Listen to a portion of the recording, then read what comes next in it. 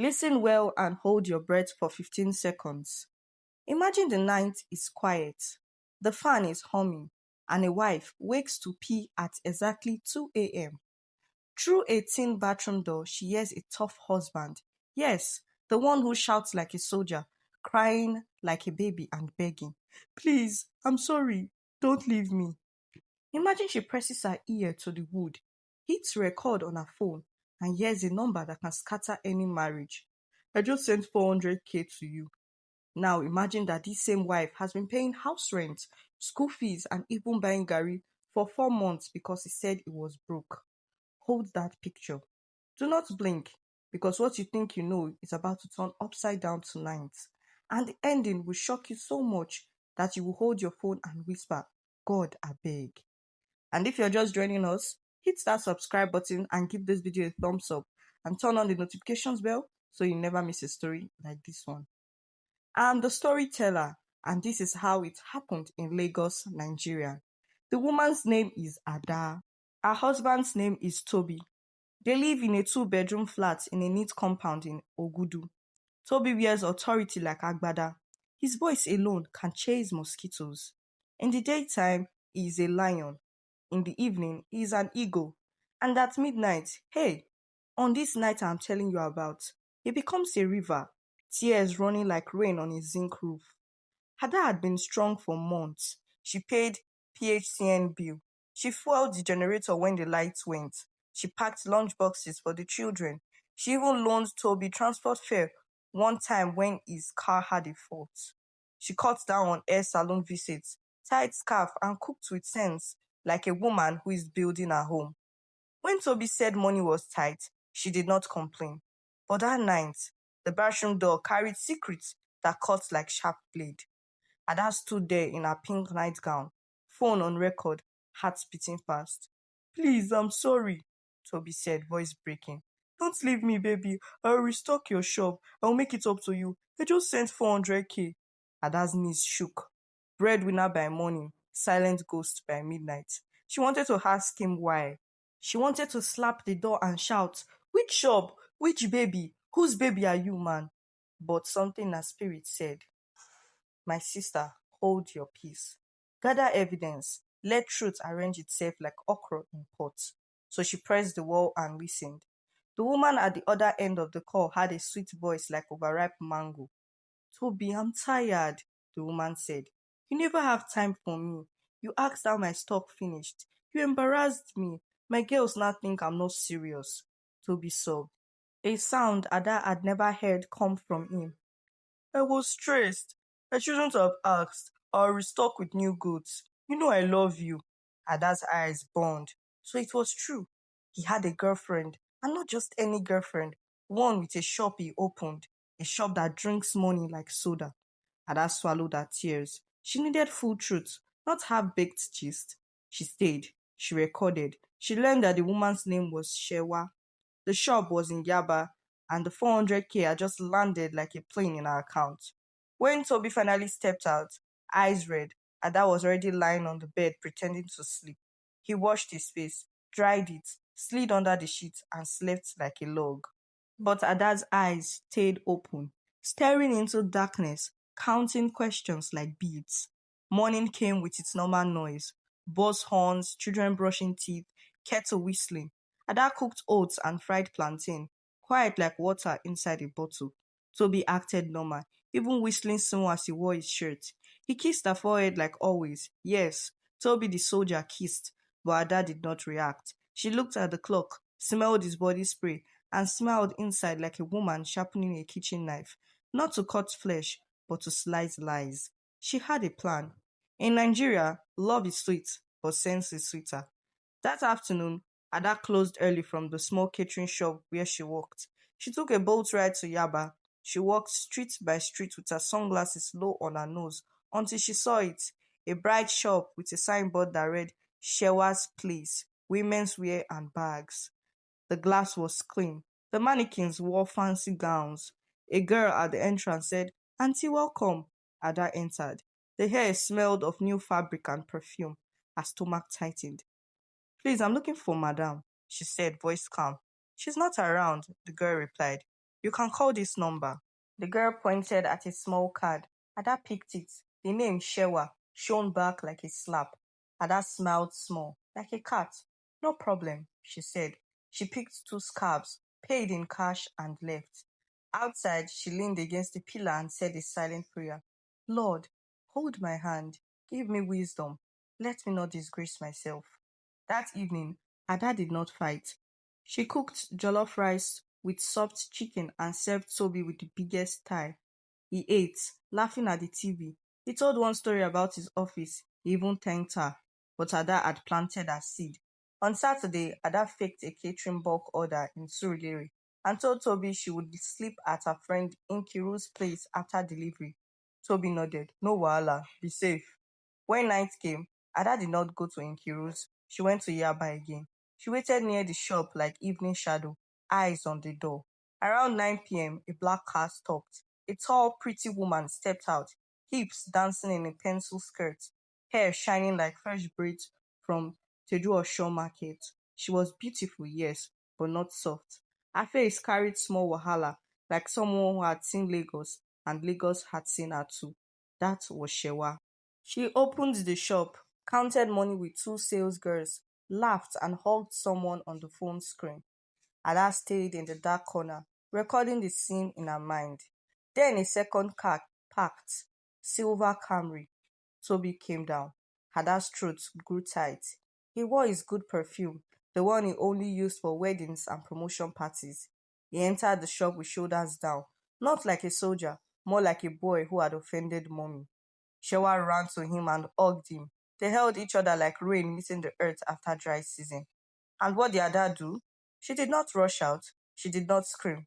She quietly brought out her phone, took a clear photo, and then walked away, heart beating, step steady.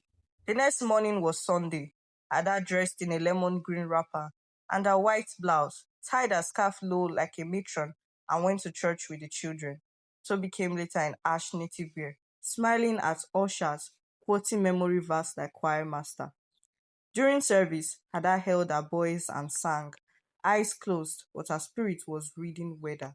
After church at home, Ada turned to Toby and said softly, my husband, I'm thinking we should do family finance planning. This 4 months has been heavy on me. Toby coughed and stared at the wall TV. Babe, you know economy is tough. Ada smiled with no tooth. Economy is tough, but love should not be tougher. I've been handling things. We need to talk. Toby shifted like a boy who stepped on hot sand. Later, Ada, not now. Okay, she said. She did not drag it. She did not show the photo. She did not cry. When night came, she placed her recorded audio on her laptop, saved it with a strong name, and sent a copy to her email with the subject, For my heart only. She also sent the Yaba shop picture to a hidden folder. Then she wrote one sentence in her journal. He is human. I am wise. God is watching. I will not break. I will build myself. Monday dawned with Lagos rush. Ada took her apron to work and baked meat pies with ginger. Her boss clapped for her because customers were increasing. She smiled, but her mind was building a plan like a mason laying block. If Toby could open a shop for a concubine, she too could open a door for her destiny.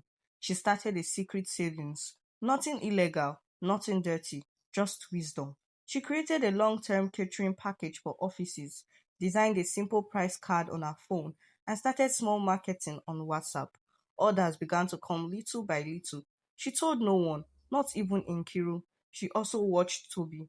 He was now more gentle, like someone with sore ribs. He avoided Ada's eyes. He overhelped in the kitchen, washing plates by force, sweeping corridor, asking the boys about homework with extra sugar in his voice. Guilt is a powerful teacher. One evening around the end of the month, Ada mistakenly left a notebook of expenses on the dining table. Toby glanced at it and saw the list.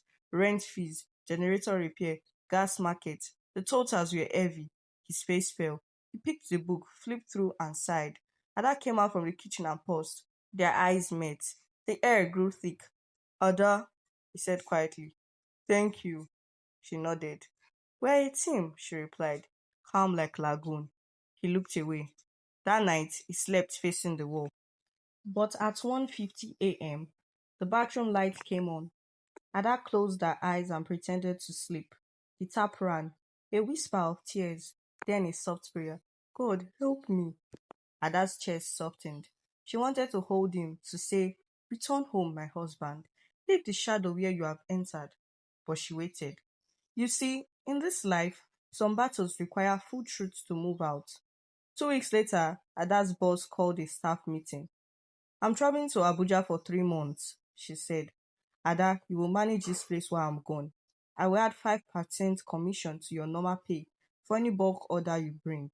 Ada's heart danced. She said thank you politely and went to the storeroom to cry small tears of joy. When she told Toby later, he hugged her tight, so tight that she felt his fear, like a man hugging a live buoy in deep water. I'm proud of you, he said, and for the first time in a long time, she believed that part of him meant it. The next Saturday, Ada told Toby she had a very early delivery. She woke by 5 a.m., wore black jeans and Ankara top, tied her hair and left quietly. But instead of heading to work, she went to Yaba again. She waited. She watched. By 8:10 a.m., Toby's silver Camry parked. He entered Shewa's shop before the open sign even faced out. Ada followed at a distance and stood by a fruit seller across the road. Seller, Mama Shade, was gossip friendly and sharp. Ada bought oranges and asked casually, this shop they sell? Mama Shade laughed. Sell, ha. Men dey line here oh, that madam fine oh, money dey flow. One big man dey come sometimes. Which time sef? Na different cars I dey see. Ada smiled. One silver Camry dey come. E dey come steady, Mama Shade said, pulling at her wrapper. Him be accountant or lawyer. Him face dey always serious, but when he enter there, he go soften like fresh bread. Na Lagos, Ada said. Everybody dey hustle. Na true, Mama Shade replied. But that madam, na rich sharp babe. She sabi toast men with smile. If you see the way she go look person, kai. Ada collected a nylon of oranges and went home. Her steps were heavy, but her spirit stood straight like Iroquois. In the evening, Ada requested a family date night. She spread a mat on the balcony, said suya, sweet corn, cold malt. The boys laughed. Toby relaxed, talked football, even danced shakara when a Davido song played from a neighbor's window. Ada looked at him and saw not only a husband who failed her, but a man who was failing himself. The next morning after church, Ada sent a message to an older friend, Auntie BC, a counselor in their church. Auntie, I need a private talk. Please don't judge. I need wisdom. They met in a small garden near the church office. Ada shared everything. Recording, money, shop, Yaba. She showed the photo. Auntie BC did not shout. She held Ada's palm and said, my daughter, Lagos is full of noise, but your heart must be a quiet room. We will handle this with wisdom, not scandal. I will call Toby for a finance counseling session. I will not mention Shewa. Let me see his spirit first. 3 days later, Toby went to meet Auntie BC. When he returned home, his face was sober. He took off his shoes, sat at the edge of the bed, and said, Ada, can we talk? Ada closed the book she was reading. I'm listening. Toby's lips trembled. I have failed you. I am ashamed. Ada kept quiet. I need to confess, he said. Please allow me. Ada's eyes watered, but her voice was steady. Speak. Toby swallowed. I met someone during a work project. I helped her set up a shop. I told myself it was just business. I started sending money. When you asked about finance, I became defensive. I disrespected you. I'm sorry. Ada breathed out slowly. Is it over? I'm trying, he said, voice small. She threatened to leave me last month and I cried. I'm ashamed. I know you think I'm a rock, but I'm not. I've been hiding behind strong voice. I lost myself. Ada wiped a tear. You have not just lost yourself, you almost lost your home. But God is merciful. Toby covered his face. I will close that chapter, he whispered. Ada did not say amen. She waited, and then she said, closure is not by mouth. It is by action. You will return every document, every access. You will stop going there. You will write a message of closure. You will sit with Auntie BC and agree on steps.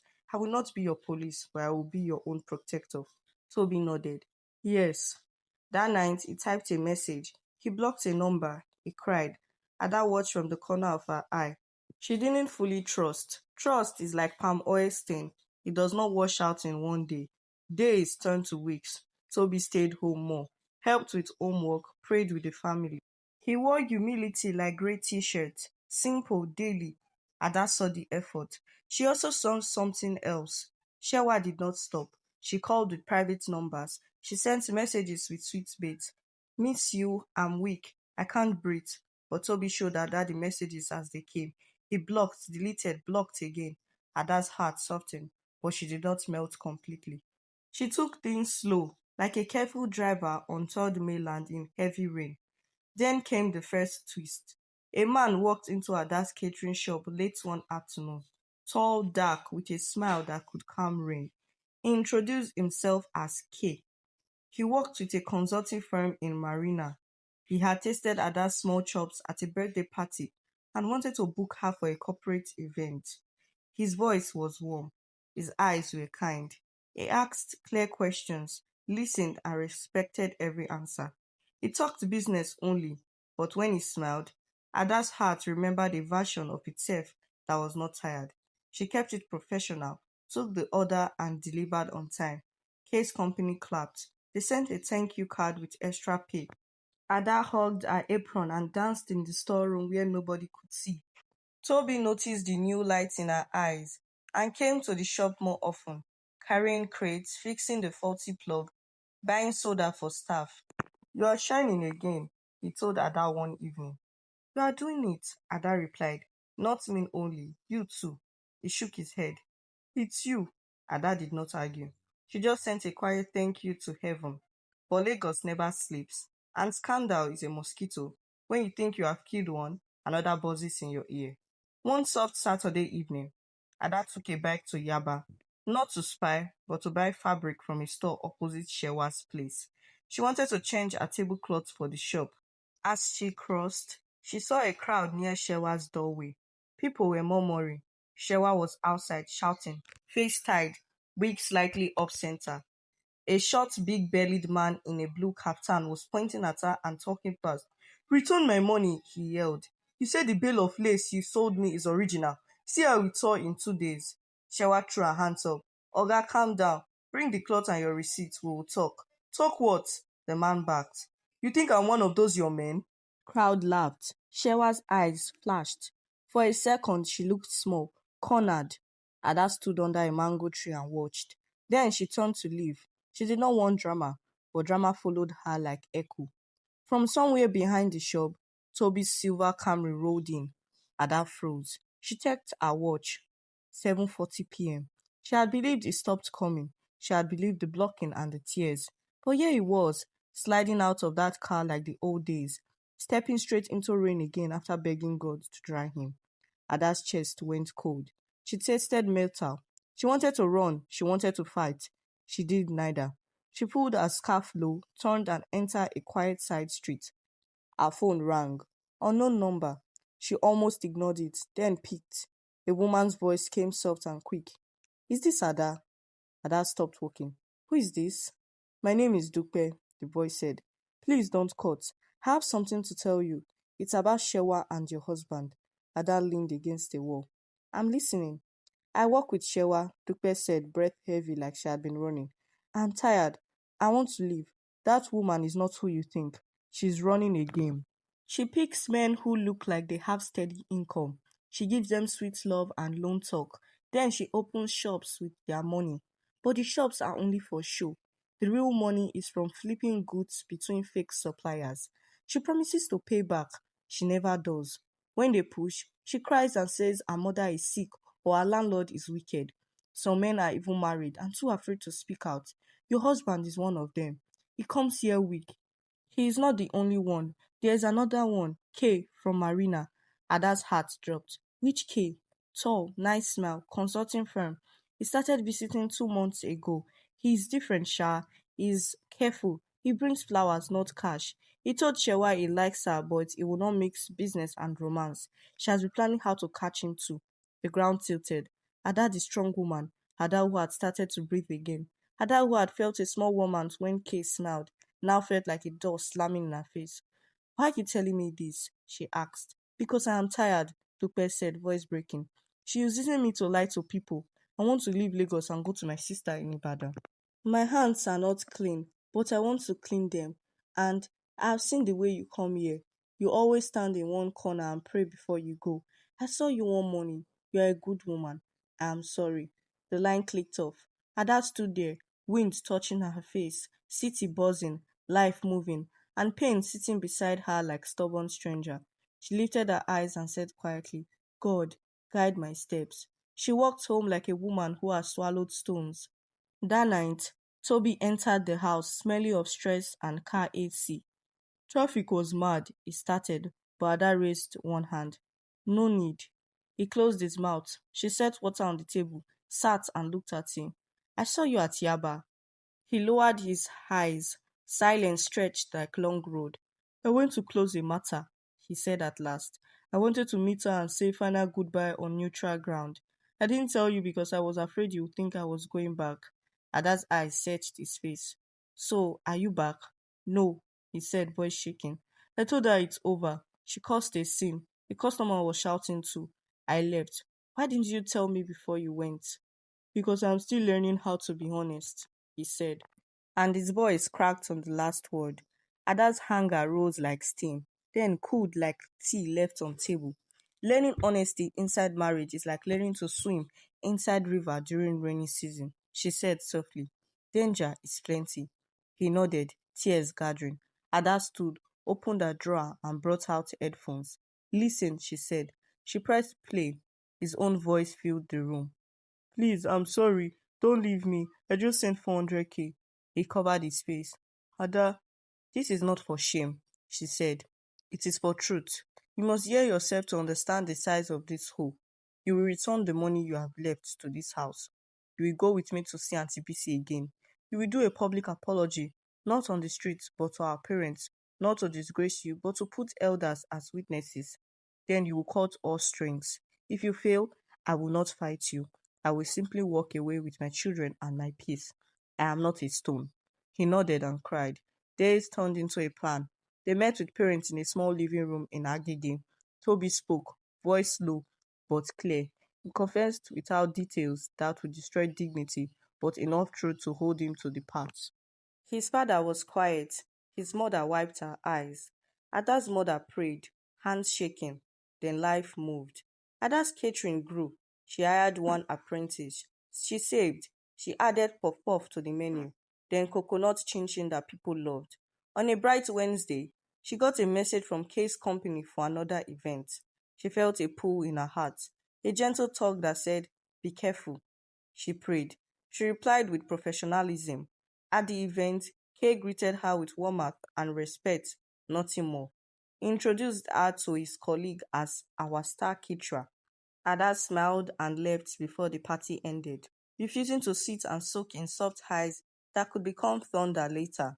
Meanwhile, Shewa's world developed cracks. Word spread among some men she had charmed. One by one, they started whispering in corners, comparing notes. Lagos has ears. A rumor reached a small business forum where a friend of Toby's friend belonged. Someone said there was a lady in Yaba using love like fishing nets. Toby heard the gist secondhand and felt both fear and relief. A storm was gathering, but maybe it would pass without striking his home again. But storms in Lagos have their own mind. The big scandal hit on a Friday night at a hotel hall in Ikeja, where a fashion pop-up event took place. Shewa rented a stand. She wanted to shine, to prove her name had not dimmed. Music boomed, lights flashed, influencers posed. Then the big-bellied man in blue kaftan, remember him? Walked in with a torn lace in a nylon bag and a mouth full of thunder. He shouted. Phones came out. Someone went live. Security tried to calm him. Shewa tried to smile it away. Then another man pointed and said, she owes me 700k for shoes she never delivered. Another woman cried that Shewa used fake transfer to collect bags. It became a market quarrel on stage. In the middle of the noise, Toby's phone buzzed with a link. He tapped and saw Shewa's face, angry and afraid, swimming on small screen.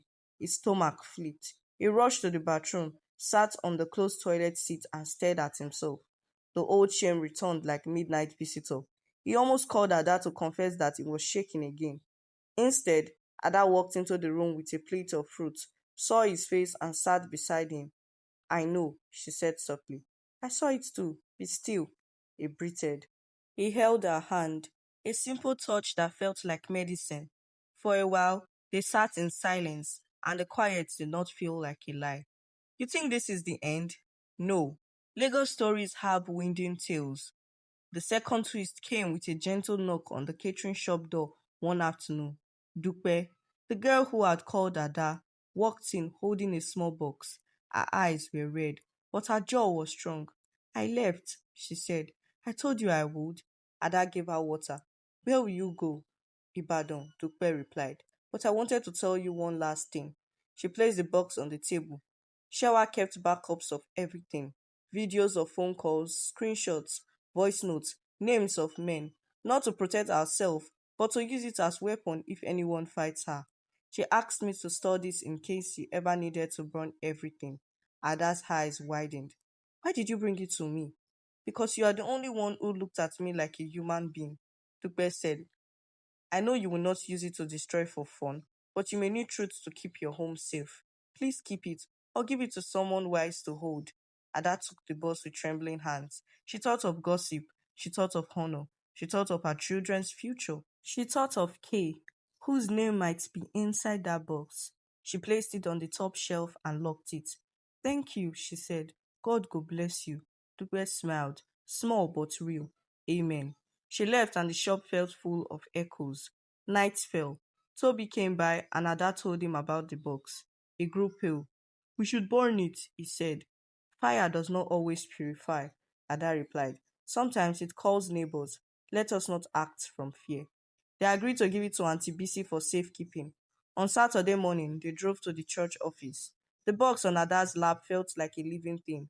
As they entered the compound, Kay stepped out from his side building, carrying cartons with the church's welfare team.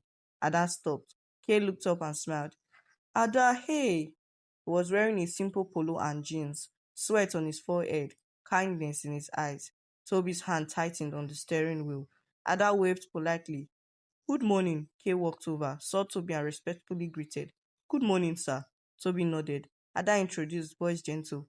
My husband, Toby. This is Kay, a client from Marina. Toby shook his hand. The shake was firm, not jealous, not fake, just careful.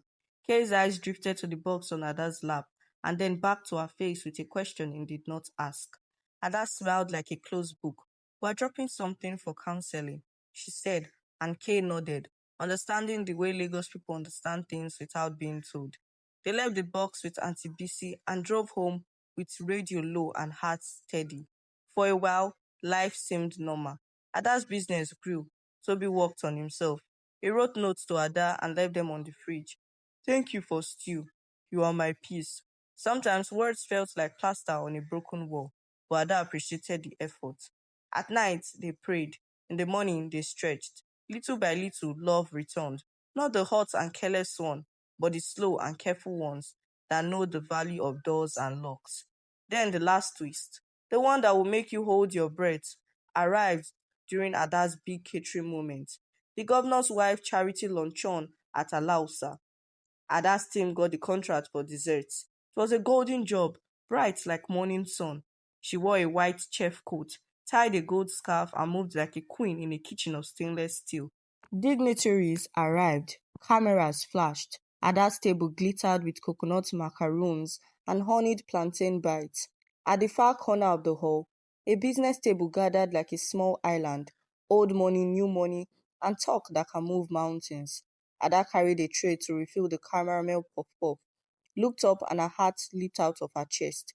Shewa walked in. She was dressed like a testimony, simple but sharp, no loud color, a calm face that learned how to stay smooth after a scandal. By her side was a man in a navy suit, clean, quiet, powerful. It was no Instagram noise, but the hall respected his presence. Behind them, two security men moved like shadows. Ada's hand did not shake. She placed the tray down and adjusted the napkin. She told herself, face your work. But fate had its own program. The MC called names for a short donation round. The navy suit man stood up and gave a figure that made the room clap softly.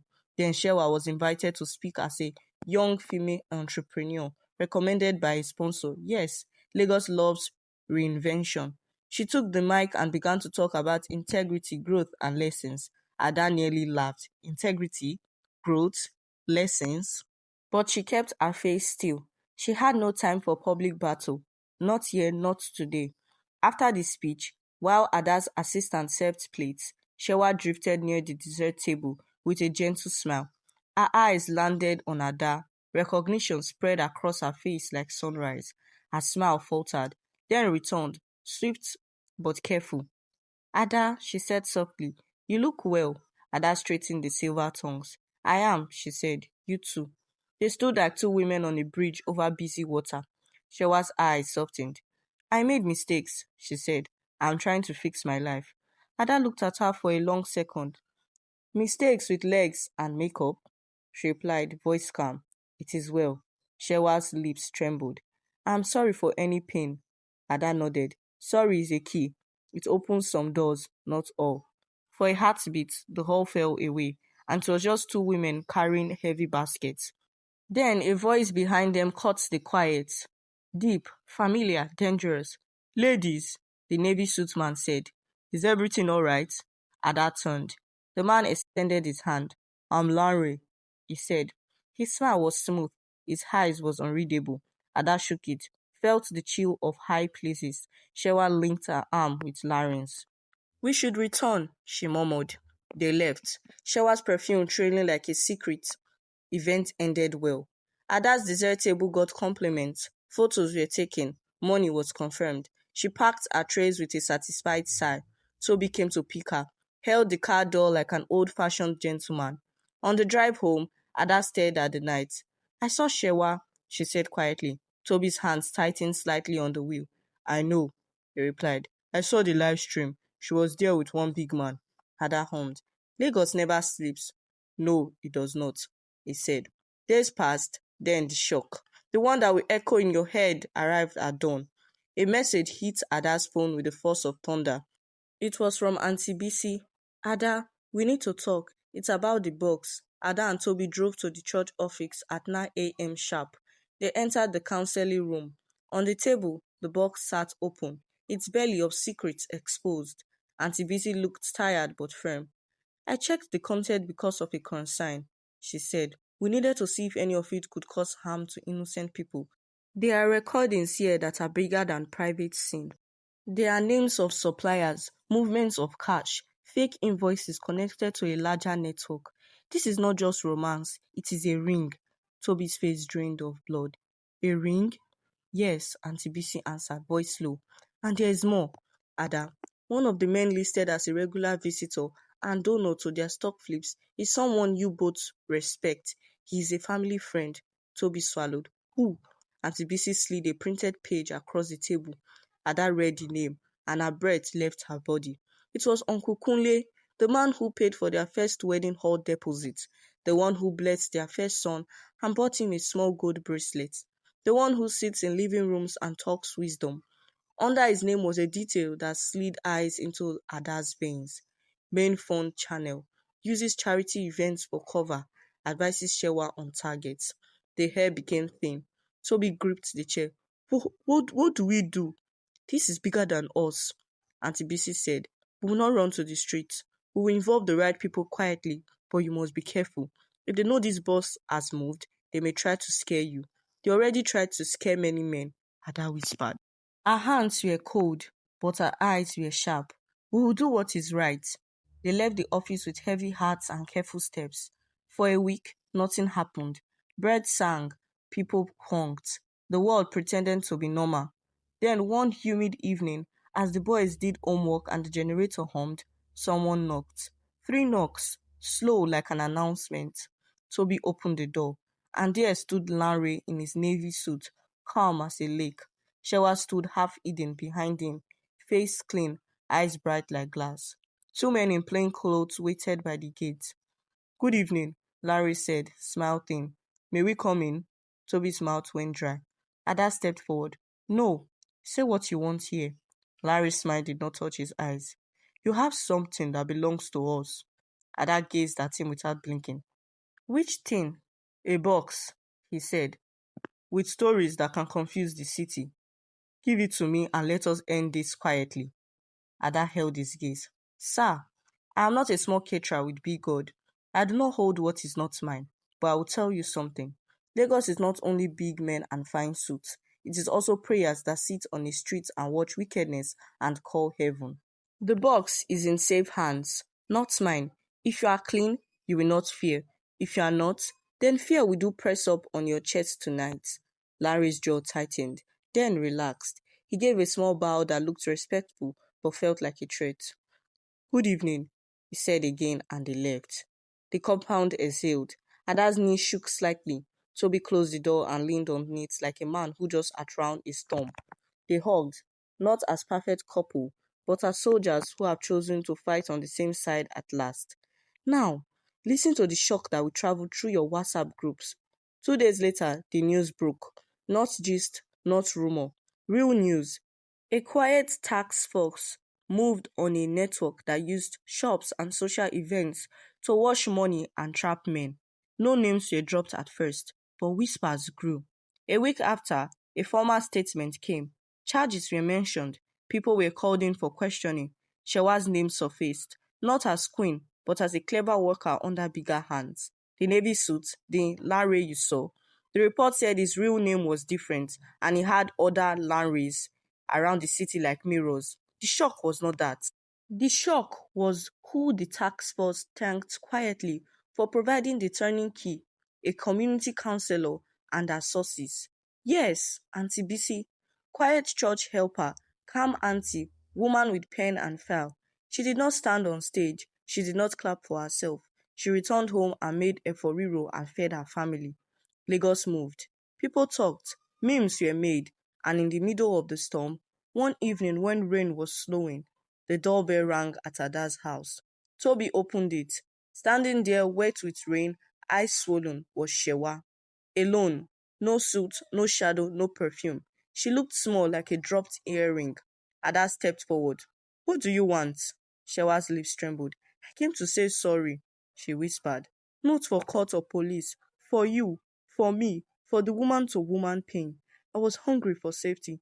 I ate people. I turned love into a ladder. Now, the ladder is gone.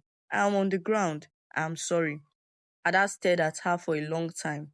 In that moment, she remembered the girl Dupe, the way greed dresses as perfume, the way fear wears high heels. She remembered her almost love for Kay, how easy it is to fall when someone smiles gently.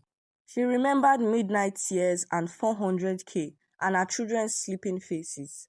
She took a deep breath. I forgive you, she said, clear and slow. But forgiveness is not forgetting. It is not foolishness. Go and build a new life with clean blocks. No more cunning. No more sweet knife. Go. Shewa nodded, tears mixing with rain. She turned and walked into the night, lighter by one invisible stone. Ada closed the door. Toby stood there, eyes full, mouth empty. Thank you, he said. For what? Ada asked softly. For staying long enough to see the truth, he replied. For not burning me when you could, for choosing wisdom. She looked at him and saw a man who had walked through fire and lost some hair but learned to respect flame. She took his hand. We will rebuild, brick by brick. He kissed her palm, slow and grateful. Months passed. Ada's business bloomed like morning glory. She trained 3 young girls and paid their WAEC fees as a promise to herself that her pain would become bread for others. Toby became steady like a metronome. No big speeches, just daily faithfulness. And Kay? He sent one final message, short and respectful. We will use you again for events. You are excellent. I admire your strength. I wish you joy. Ada replied, Thank you. Wishing you peace. She put the phone down and felt a quiet freedom that had no noise. This is the part where stories usually end with a soft lesson. But Lagos wanted one last drum beat. On a bright Sunday, under a blue sky, the church hosted a Thanksgiving for small businesses that survived a hard season. Ada wore a green dress and danced with her boys and her husband. The choir sang. People clapped. Auntie Bisi smiled from the front row. As the music rose, a little commotion happened near the door. People murmured. Ada turned and froze. Walking in slowly, clean shirts, simple shoes. Eyes soft was a man she recognized from many years ago. Before Toby, before city stress, before shops and scandal. His name was Chike, a university sweetheart who left for Port Harcourt and never called back. He walked straight to the altar, knelt and lifted his hands. After service, he found Ada in the compound. Ada, he said, voice trembling, I'm sorry I vanished. Life swallowed me. I came to Lagos to start over. I saw you dancing with your family.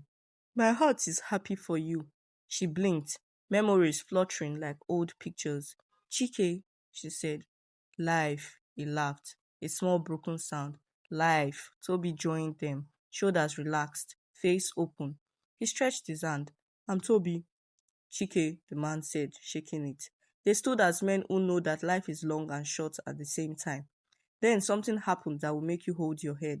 From behind them, a woman rushed forward with a toddler on her hip, breathless, smiling. Chike, she called. See Pastor. He said we should come next week for counseling. She turned to Ada, eyes shining. Sorry, my name is Shewa. My husband and I are new here. The ground spun. Time paused. The compound became silent. Yes, Shewa. Hair simple, feels calm. No gloss, no claws. She shifted the toddler and looked from Ada to Toby to Chike with shy warmth. We are trying to rebuild, she said. God is helping us. In that instant, Ada saw another world where choices landed differently. She saw a woman holding a child, not a trap. She saw a man who once broke her heart, standing beside the woman who almost broke her home. The circle was mad, shocking, and perfect in a way only life can write. Toby's hand found Ada's. He squeezed, steady. Ada smiled, slow, surprised, and honest. She bent to the child and said, Hello, baby. The child giggled. Shewa's eyes filled with grateful tears. Chike nodded to Toby like men do when they choose peace. And that was the ending Lagos gave us. Not neat, not simple, but true. The soldier husband who cried at 2 a.m. learned to be soft at 2 p.m. The wife who paid the bills learned to keep her crown without cutting hands. The concubine became a mother who wanted clean bread. The old lover returned not as a thief, but as a neighbor. And the box of secrets, it stayed locked in a quiet office, watched by heaven, a reminder that some fires must be kept in safe places or they will burn the whole market. People talked for days. Did you hear? Chai, life. God is a writer. And if you listen carefully, you will still hear the city hum.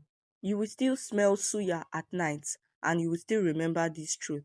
Love is not a straight line in Lagos. It is a road with potholes, with hawkers, with traffic and fine sunsets.